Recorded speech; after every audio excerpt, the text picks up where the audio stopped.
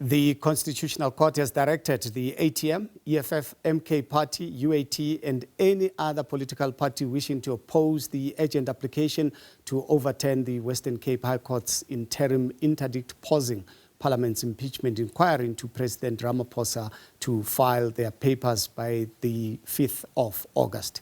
The Western Cape High Court granted President Cyril Ramaphosa's urgent application to suspend the impeachment inquiry pending a judicial review of the Section 89 independent panel report, which found that he had a case to answer in relation to the Phala Phala matter. The committee was established after the Constitutional Court ruled in May that Parliament's 2022 decision to reject the panel's report was unconstitutional. The developments have reignited debate about the separation of powers and the respective roles of the judiciary and the executive and Parliament. For more on this, let's now welcome legal analyst Elton Hart. Elton, good afternoon.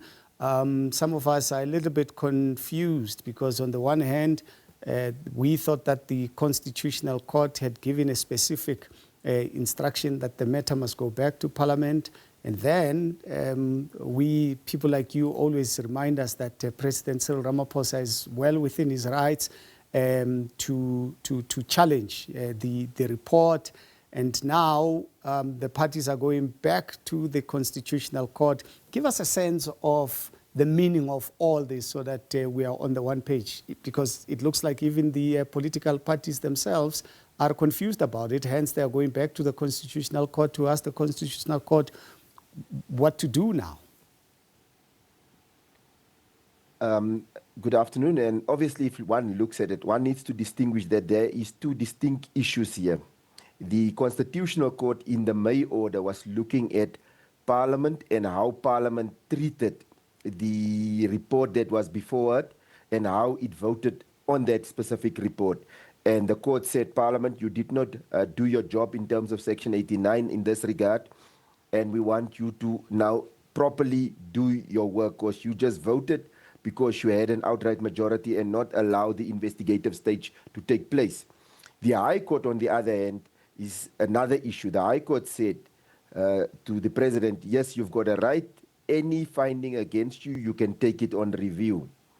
But my problem with the High Court is only that the High Court, I think in the type of order they gave, was a little bit overreaching their jurisdiction to say all the impeachment proceedings should stop, while it has the right to take and give the President the right to take any report that sort of half is he is not happy with, to take it on review. It could not tell Parliament not to do a constitutional duty, and that is what it did. So I think the High Court should have framed maybe their order a little bit less restrictive to say, yes, you can do your preparatory work, gather the evidence and everything, just halt on the public hearings, but the President will still be given the chance to actually come and give his answers as well. So I think in that regard, that issue that the High Court looked at, can they, because they were saying the report did not consider all evidence, yes, they can take it on review.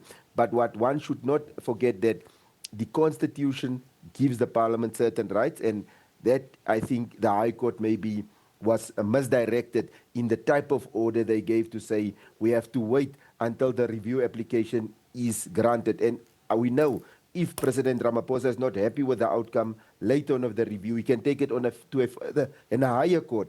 And that can eventually then sort of have, in a practical sense, stop Parliament from doing its job, which I don't think was the intention of the Constitutional Court, because they said the process should start. They didn't give a date, but the process should start. Yeah, once again, I mean, I know it may feel like I'm going back to the same issue, but what is the Constitutional Court going to be looking at? And the decision of the Constitutional Court, what sort of impact will it have, irrespective of who it favors, particularly if it were to favor the political parties that are supposed to be filing on the 5th or by the 5th of August? Obviously, if one looks at now the Constitutional Court and what the Constitutional Court needs to do, then obviously the Constitutional Court need to now say, okay, can the High Court in its order give the order that says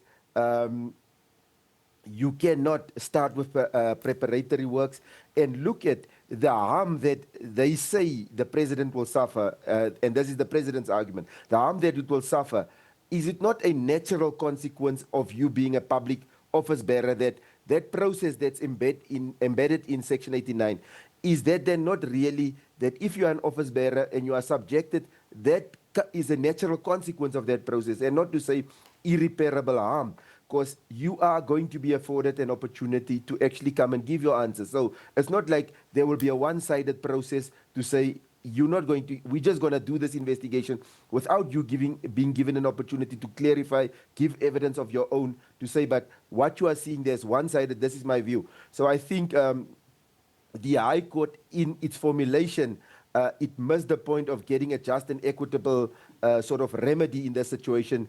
And obviously, the Constitutional Court did look at what the report says, and obviously taking cognizance of that, this report can be taken on review, and maybe then, even if the president is successful on review, to say that this report is not done properly, you can still then do the investigative process. But the High Court went further and say, but you shouldn't be doing that. Then it means it effectively takes away the powers of the parliament, as outlined in Section 89, and then it goes against the principle of separation of powers. So I think that is where the High Court should be, not the High Court, the Constitutional Court should be sort of delving into and looking at specifically how they're going to now make sure that the rules and the 2022 vote is adhered to.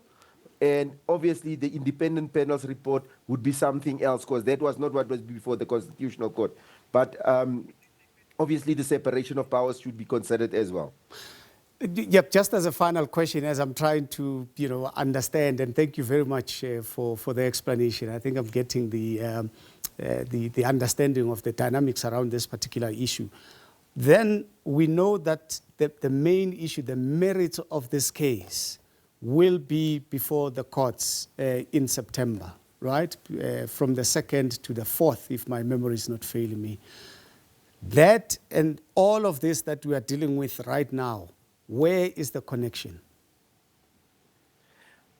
For me, and I think we need to sort of have, when we look at these things, we need to sort of keep it separate, because we have this independent panel report that looked at evidence, and they said there was sufficient evidence for the president to come and explain.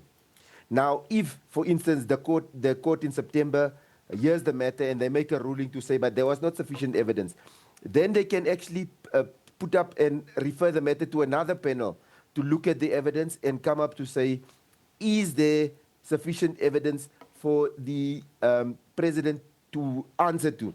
And that is part and parcel of Parliament's work. So for me, it seems like now you are sort of delaying, and the High Court, in the type of order that they gave, they actually blocked out Parliament from doing anything and everything.